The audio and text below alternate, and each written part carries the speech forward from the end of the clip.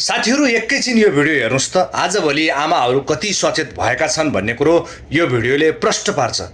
पत्रकारले आमालाई प्रश्न गर्दै भने, आमा तपाईँले कसरी बुझ्नुभयो राजनीति भनेर प्रश्न गर्दा आमाले यस्तो जवाफ दिएको छ। साथीहरू, आमाले रवि लामिछानेको तारिफ गर्दै सबै कुरो रविले गर्दा थाहा पाएको समेत बताउनु भएको छ। एकचोटि आमाको भिडियो पुरा हेर्नुस् है।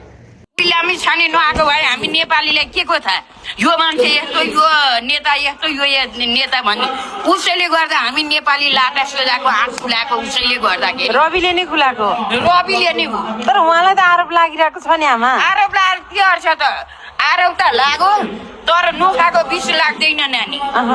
उसले गल्ती गरिए थिएन, उसले सफाइ पनि पायो। अब मुद्दा त 1-2 वर्षलाई उसले खेप्नु पर्ला, तर उसले नखाएको बिख लागिरहेछ किन त्यो त्यत्तिकै उ गरे। उनीहरूले खडिया खालमा उनीहरू नै पर्न लागिरहेछन्। तर अब आउने युवाले देशमा राम्रो चाहिँ गर्छन् नानी।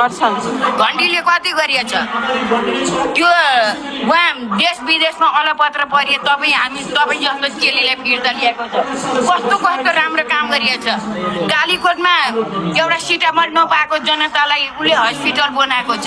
यी नेताले के गरिएछन्? उहाँ कहाँ तराईतिर भएको पनि लुटेर खाए, भएको पनि लुटेर देश बेचेर खाइसकिरहेछन्।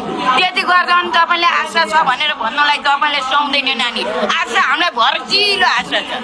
हामीलाई घन्टीले एकदम गर्छ। घन्टीले गरेन भने के गर्छ? 5 वर्ष घन्टीले नै राम्रो गरेन भने अरू पार्टी चेन्ज गरौँला हामी। के भयो? तर यो पालि चाहिँ घन्टीलाई हेरौँ भन्ने चाहिँ तपाईँको धारणा? यो पालि चाहिँ घन्टीलाई, तर घन्टीले धेरै नै भोगिरहेछ। घन्टीले गर्छ पनि। हाम्रा यो पुरानो दलले धेरै भ्रष्टाचार गरेर न देश विकास गरे, नयाँ केही काम गरे। हामी जनतालाई सोचेर विदेशमा पैसा जति पुर्याइरहेछन्, त्यहाँ हाम्रो नेपाल जति बेचेर खाइरहेछन्। अब चाहिँ हामीलाई नयाँ युवा चाहिएको छ र हामी यो घन्टीको कार्यक्रममा हामी आएको हो।